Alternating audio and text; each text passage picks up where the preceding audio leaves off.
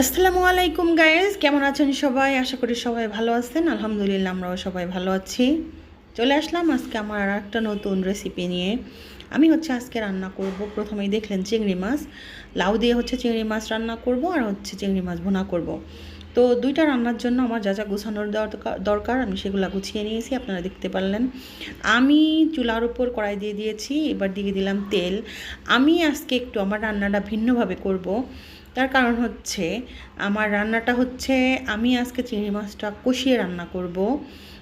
অনেকে আছে চিংড়ি মাছটা ভেজে রান্না করে, চিংড়ি মাছটা ভাজলে অনেক বেশি শক্ত হয়ে যায়, আমার কাছে ওটা ভাল লাগে না। তো ওটাও আর একটা সিস্টেম।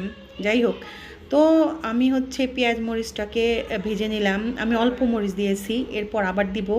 তারপর দিলাম হলুদের গুঁড়া, দিলাম মরিচের গুঁড়া, ভালো করে নাড়াচাড়া দিয়ে নিলাম। মশলা কষানো শেষ, এবার আমি চিংড়ি মাছগুলোকে দিয়ে দিচ্ছি। এবার আমি চিংড়ি মাছগুলোকে এভাবে কষিয়ে অনেকক্ষণ কষিয়ে নাড়াচাড়া দিয়ে কষিয়ে নিব।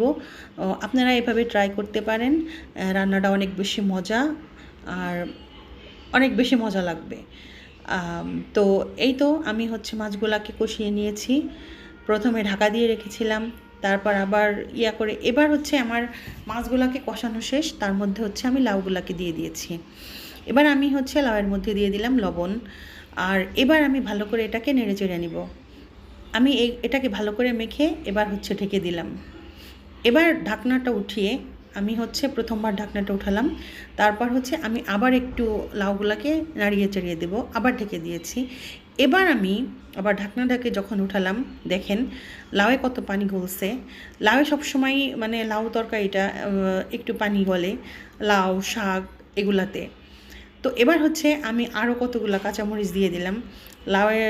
আর লাউয়ের তরকারিতে একটু মরিচ বেশি লাগে, কারণ লাউগুলো একটু মিষ্টি লাগে, আর কালো লাউগুলো একটু বেশি মিষ্টি লাগে, এবং তরকারিগুলোও কিন্তু অনেক মজা লাগে। দেখলেন আমি তরকারির মধ্যে পানি দিয়ে দিলাম।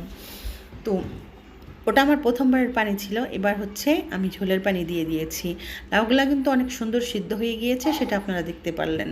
খুব সহজেই আপনারা এভাবে চাইলেই লাউ দিয়ে চিংড়ি মাছ দিয়ে রান্না করে খেতে পারেন। আর এই শীতে তো চিংড়ি মাছ আর লাউয়ের তরকারি, বিশেষ করে লাউয়ের তরকারি তো সেই স্বাদ। তো যাই হোক, এবার ছেলে আসছে, ও তরকারি লবণ টেস্ট করবে, তো ওকে একটু দিলাম যে নিয়ে টেস্ট করে দেখ যে কীভাবে মেয়েরা এটা করে। তো ও সেটা করলো। যাই হোক, ও তারপরে রিভিউ তো দিল। তো আমি আবার ঝোলের পানি দিয়ে ঢেকে দিলাম।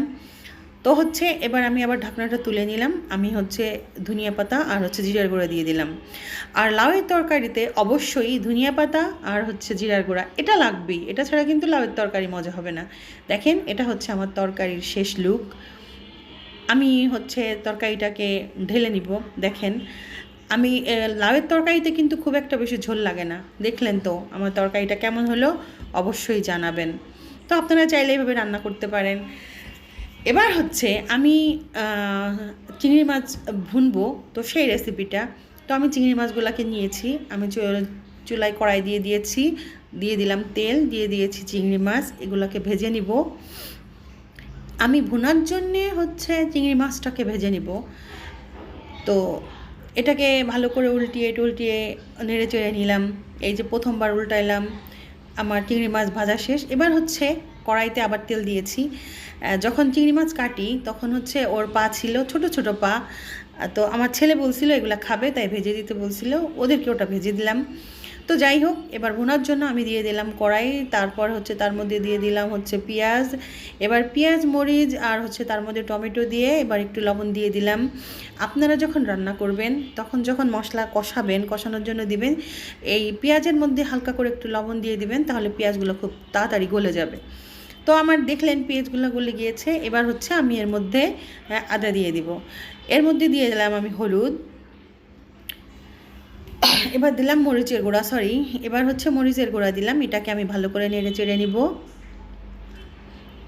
আপনারা এইভাবে একবার করে খেয়ে দেখতে পারেন, খুবই মজাদার। এক একজন মানুষের রান্না এক রকম, আপনারা এইভাবে ট্রাই করতে পারেন। তো আমার মশলা কষানো শেষ, দিয়ে দিলাম পানি। তারপর এই পানিটা শুকানোর পর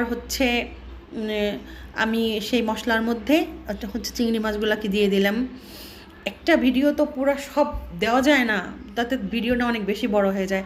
কথা বলতে বলতে কিন্তু আমার মাছও কষানো শেষ হয়ে গিয়েছিল, তার মধ্যে পানি দিয়ে দিয়েছিলাম, এটাও প্রায় শেষ। মানে মাছের রান্নাটা প্রায় শেষ আমার। আমি দিয়ে দিলাম ধনিয়া পাতা, দিয়ে দিয়েছিলাম তার মধ্যে জিরের গুঁড়া, আপনারা দেখেন এই হচ্ছে আমার মাছ ভুনার শেষ লুক। তো গাইজ, আমার ভিডিওটা আপনাদের কাছে কেমন লাগলো অবশ্যই জানাবেন, আর অবশ্যই আমার চ্যানেলটাকে সাবস্ক্রাইব করে দেবেন। ভালো থাকবেন সবাই, সুস্থ থাকবেন। আল্লাহ হাফেজ।